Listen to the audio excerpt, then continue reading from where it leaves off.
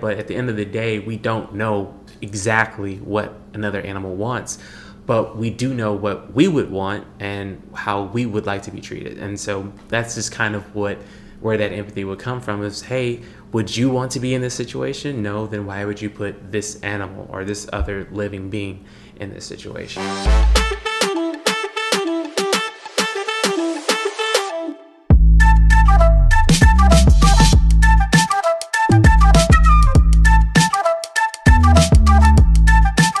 All right, good people, thank you for coming back with the Annoying Vegans, and we talk about perspective, validation, and laughs about all the situations that you will face today. There we go. How's it going, man? It's going all right. I just want to thank everybody. We were at this Indian place last night for buffet night on Tuesday. It was great. It was delicious. And we met a lot of our listeners, and we got some really nice feedback, right? First subscribers, the Founders Club, like the first people on the bottom floor, and got a lot of good feedback. And it was cool to hear and to see, you know, new faces for me. I know some of them you've known, but to see some of our, would you call them? You could call them fans, subscribers. They're fans. Subscribers. I don't think we need to ask them first if they're fans, but they are definitely subscribers. We know that. Because you know some people hate listen. Yeah, that's true. Oh, I don't care if they hate listen. That's cool. Just listen and subscribe and comment. In fact, I have a question for you. Oh, you have a question for me? Yeah. Okay. What's the question? What's the question? Because we are vegans. We are, and vegans. That means we like hugging trees. We like kissing squirrels and birds fly on our fingers and everything magical with animals. But I want to know, what is your favorite animal? My favorite animal, by the way, birds do fly on my fingers. But my favorite animal, I have two. Am I allowed to say two? Yeah. I like dolphins. That's right. It's our rule. I like dolphins. Dolphins are very smart. They're one of the smartest mammals after us. Yeah. Animals after us. So definitely. And they're mammals. Or, did you say that? No. They're not mammals. Whales are mammals. But okay. You know what? I'll have to get back to you on that one. I don't know. Maybe they are. Maybe I don't know. But I love dolphins because they save a lot of other animals from shark attacks. They save dogs from shark attacks. Yeah. And they're just so smart. They've been known to use echolocators. Yeah, I've heard that. Like, they don't even need eyesight, really. Really? Yeah. If you put something on a dolphin to cover their eyesight, they can still find each other through echolocation. Oh, wow. So that's crazy. Very, very smart animals. Yeah. And I like elephants because they're vegan and they're strong. They're strong. They're vegan animals. Oh, yeah. They only eat... What do they eat? Plants? Plants. That's it? And they can step on a motherfucker, so... Oh, okay. There you go. Don't mess with the elephants. Yeah. What about you? Okay, you shouldn't have had two because you picked you chose my one. But that's all right, though. We can both love elephants. Elephants are amazing. I agree. They have great, like, their herd mentality. They protect each other. They always, walk around with each other. They're very intelligent. Great memory. Like you said, that they are plant-based. They're huge, but they eat leaves and grass, and I don't know what they eat, but but no, I definitely we take a zoology class. I know we know nothing about it, so on these animals. We just I like the way they look. But no, and like back in the day, it was like Animal Planet. Like, they don't have it anymore, but you would always see the safaris that people would go on, and the elephants and the tigers, and the fact that elephants can hold their own against like a lion or like pretty much any animal. Really, it's pretty cool. It is, yeah. So, speaking about elephants and animals, what do you think about zoos, circuses, anything, any place that has animals on display? Yeah, that is an interesting topic. Well, even before I went vegan, like, zoos have been kind of iffy for me. Just one, because I don't like the smell. It just smells like manure a lot, and I hate that smell of animal waste. I don't know. I guess we have language barriers, or not language barriers, but like censors. Okay, we are grown ass folk. Okay, or sorry, family podcast. I'm sorry if there's kids in the room listening. I apologize right now because I've already been Listen, I'm from Boston. It's in my blood. So I apologize. Please censor. Get your kids out of the room. But sorry, go ahead. That's all right. That's the one thing I hate, and so never really care for it. But as I got older, I've probably been to the zoo maybe 3 or 4 times, and it was cool to see the animals, I guess, in person. But I never really got like a big satisfaction out of being there. Just never really connected with zoos or anything like that. But what about you? Are zoos something like you like going to see the animals, see different animals, or how do you feel about zoos? Zoos, they were kind of mid to me even as a kid. I didn't hate them, I didn't love them. Right. I enjoyed going to them. Something to do, right? There's something to do. They had other activities at the zoo, like monkey bars at the zoo that I went to. A play set kind of like for you, for humans? For humans. Oh, okay. Like parks and stuff. So that kind of kept my interest, because I think I was probably a little bored when I was going to zoos. There were only certain animals that I'd be interested in. Like I'd be interested in the birds, but I wouldn't necessarily be interested in the animals that are just kind of laying there, like the cat family animals, or like turtle or tortoise. Tortoises, like if they're just And one thing that was always really iffy with me, especially, was like food at the zoo. Not only just because eating animals around animals, it was also like the smell and eating the food. So it was just like, this is not my first choice to be here kind of deal. But how do you feel about them now as an adult? Now it's kind of like a double-edged sword type of deal. It's like I still don't have any strong desire to go to one, but would I still go to one? Maybe. The reason I say like it's a double-edged sword is, on one hand, zoos are in theory supposed to spread awareness about certain animals and kind of expose people to animals and sparks people's curiosity about animals. But like I said, on the other hand, they are essentially jail cells for these animals, and maybe birds can't fly as much as they want, or maybe animals can't roam as much as they need to. Somebody else wanted to go, or sure, maybe I'll go, but it's not something I just have a strong desire for. For me, I would never go. You would never go. I would never go back to a zoo. Or circus. Or circus, or an aquarium. Or aquarium. Yeah, if somebody wants to go, I will say no. Y'all can go have fun. Don't have fun, actually. Right. Yeah, because I'm very much against it now that I know more about it. I don't like that animals are taken out of their natural habitat, natural home. They're taken away from their families to be put, like you said, in a jail cell. Basically, in your regular life, you're not meant to just move in a confined space, right? For no reason. It's not like they are dangerous. It's not like they did anything to deserve that type of life. They deserve a life where they can roam free.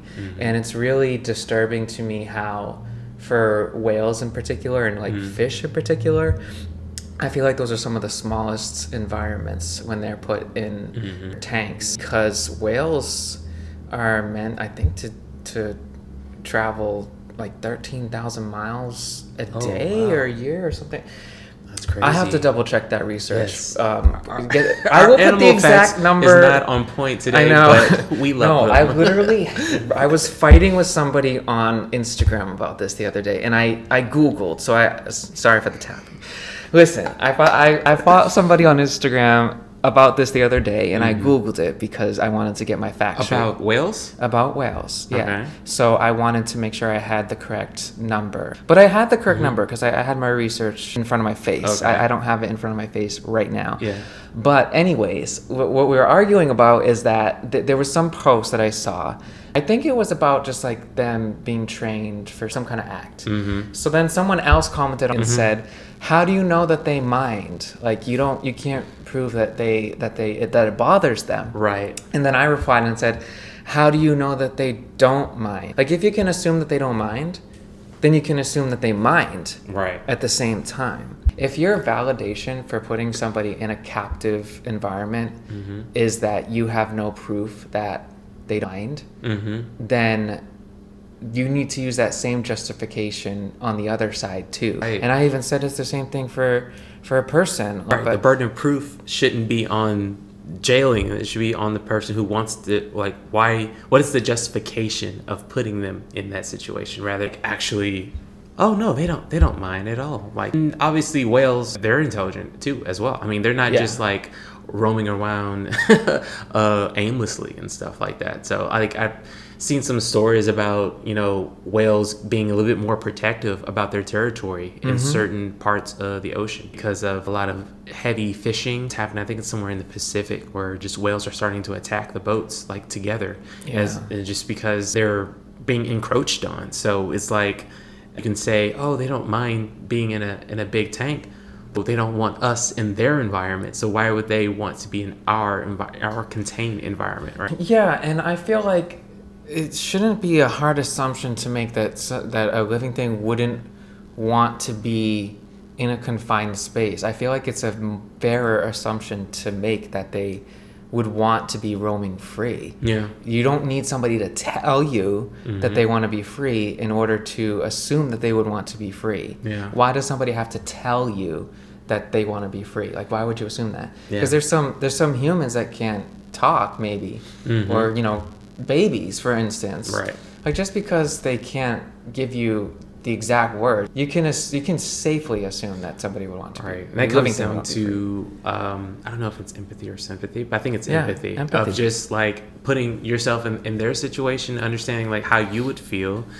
I mean, and that's kind of like with all living animals, right? So we don't know what another animal is thinking, and I'm sure there have been 1,000 of experiments trying to get animals to communicate with us, and there have been some successes with certain chimps and apes and stuff like that. But at the end of the day, we don't know exactly what another animal wants, but we do know what we would want and how we would like to be treated. And so that's just kind of where that empathy would come from, is, hey, would you want to be in this situation? No, then why would you put this animal or this other living being in this situation? So, and it's just a natural thing in living female animals to have this connection to your family, particularly your babies.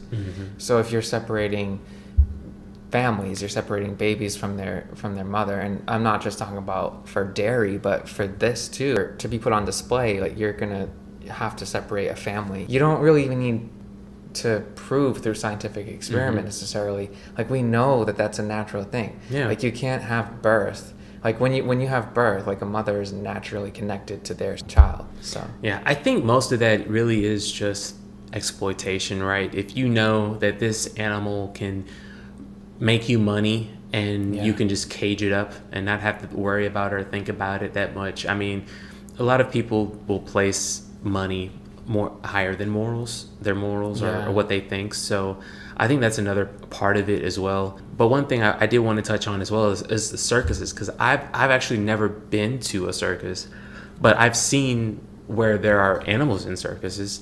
And again, animals in circuses don't really appeal to me. Like, one thing is, like, what I really love as well about the internet is it kind of shows you everything that you may, like, maybe 20 years ago that you will probably want to go see in person. Like animals, like, you don't need to go into the safari to see an animal that you've never seen before. There's now documentaries, there's now videos on YouTube.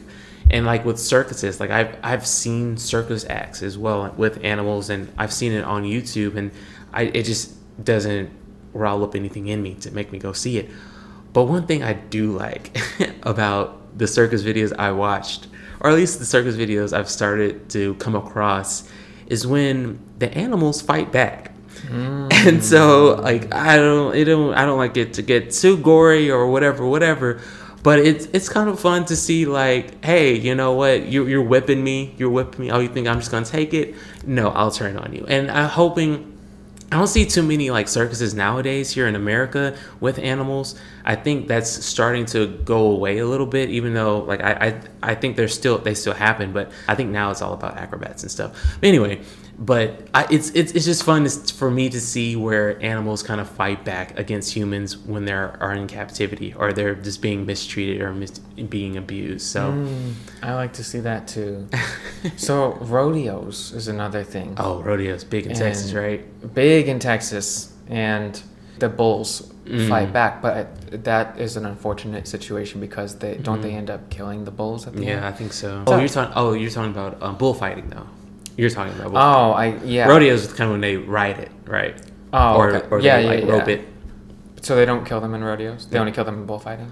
Well, they kind of do kill them in rodeos. Through time? So, like, rodeos are also there for like the ranchers to show off their prize cattle as well. So eventually, yes, they will be slaughtered, but no, they don't actually kill for show. The act. Okay. Yeah. So when they kill the bulls, for example, somebody told me that is us doing a favor for the bulls because we are controlling overpopulation.